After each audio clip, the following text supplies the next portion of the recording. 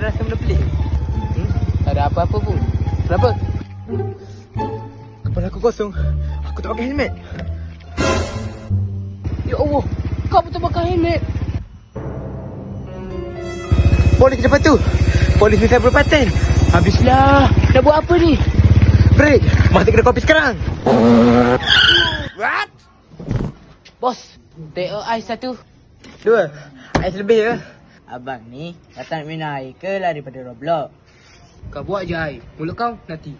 Few moments later. Minum teh ais boleh? Beli meja boleh? Tapi helmet tetap kena pakai ya. Nasib baik kamu beri masuk kedai kopi, bukan masuk hospital. Mulai hari ni, helmet dulu. Gaya kemudian. Pakai helmet, baru hidup selamat.